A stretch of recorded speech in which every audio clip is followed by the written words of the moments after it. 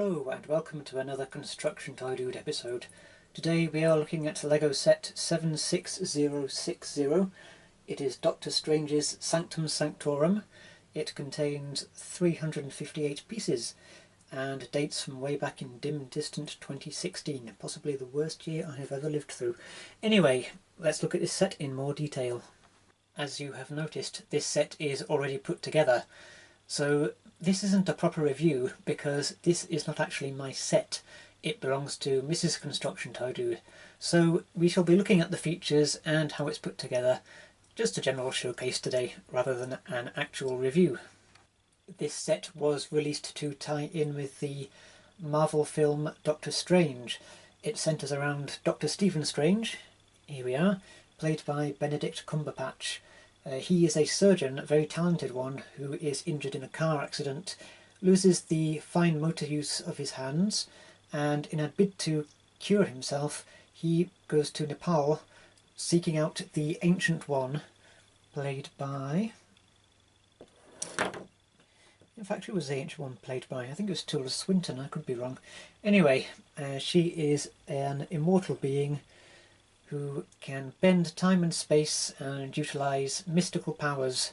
The Ancient One agrees to train Stephen Strange in the ways of the Force and make him a true Jedi, or something like that. Anyways, let's take a closer look at the set. We shall work from left to right, as is traditional, apart from if you live in Japan. Here we have the Cloak of Levitation. This is an ancient relic which Stephen Strange sort of bonds with. Is it sentient? I don't know. It's magical anyway, and it flies around and helps him beat up bad guys.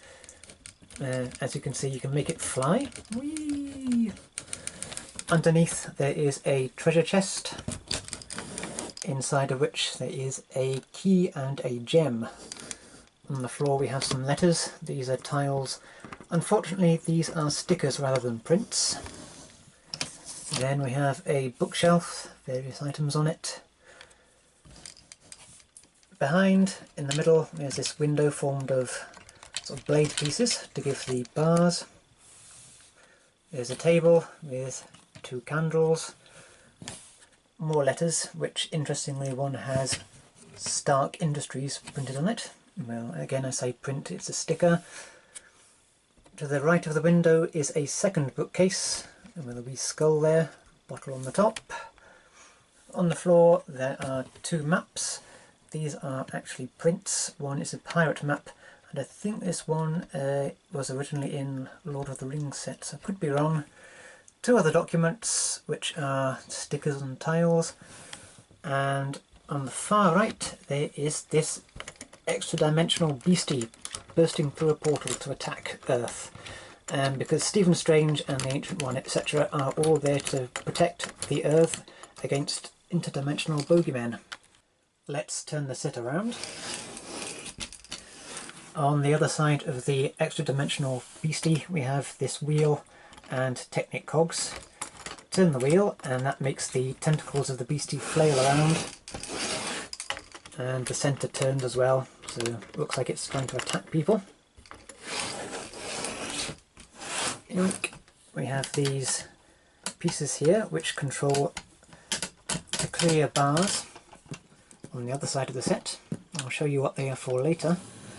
And we have this lever here, you move it up and down and wobble it around to make the Cloak of Levitation fly. Whee! Back to the clear bars. Basically what you do is attach a minifigure to the studs. There we are. Reach behind the set and you can make the minifigure fly around, use his force powers. Ow!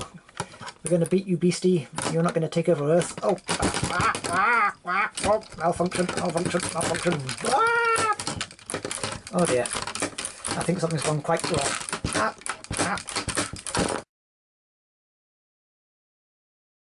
As there are two bars, you can put two minifigures on them and give them the fairground ride of their lives. Looking at the minifigures in more detail, on the left we have the Ancient One. Let's have a look at her printing on the front, nice and detailed.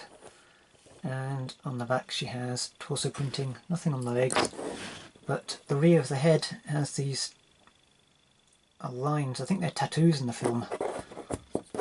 Moving on, we have Stephen Strange. Again, very decent printing on the front. Hairpiece which has got some white lines on it to signify age and wisdom. There's his rear printing, again nothing on the legs. If you remove the hairpiece, you can see his alternate expression, very angry there. Finally we have Carl Mordo. Anyway, he is a disciple of the Ancient One. Very good printing on him. I think he might actually be my favourite minifigure because of the detailing there.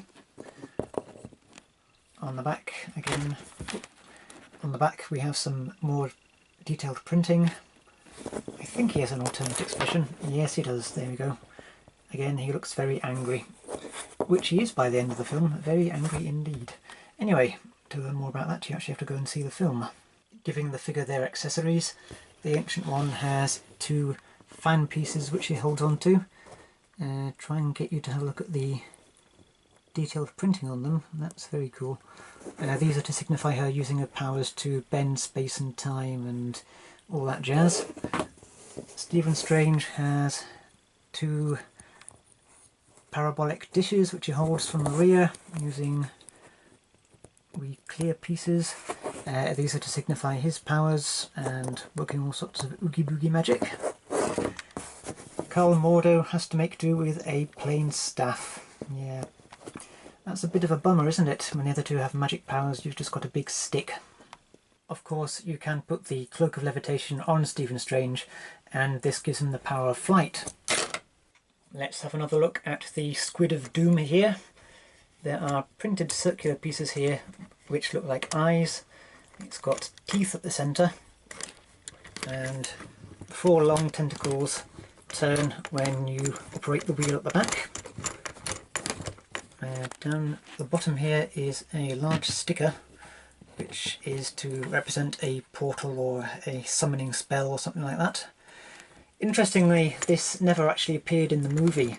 The main villain of the film does not actually appear in the set, which is a bit strange. Even a bit Doctor Strange.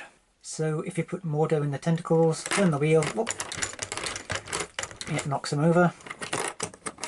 You can sort of get it so the tentacles grasp the minifigure. I might get it set up and then show you rather than do it on camera.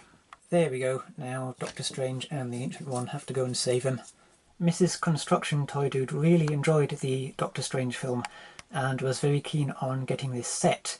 When we went to the Glasgow Lego shop last month, and if you haven't watched my previous video, go and do so now and you will see the Glasgow Lego shop in all of its glory. We went there and found the set was actually retired, so they no longer had it in stock. But one of the assistants went online and found other stores in Glasgow, not Lego stores, because there is only one Lego store in the whole of Scotland, as opposed to London, down in England, which has about 20 million or something. Anyway, she found that this set was in stock in Argos, so we went across there and they had it on sale for £20 as opposed to the normal retail price of £29.99. I've read on some sites that this set was hard to find, even that it might have been a Lego store exclusive in America. Certainly in Scotland this wasn't difficult to find. Anywhere which stocked Lego seemed to have it at one time.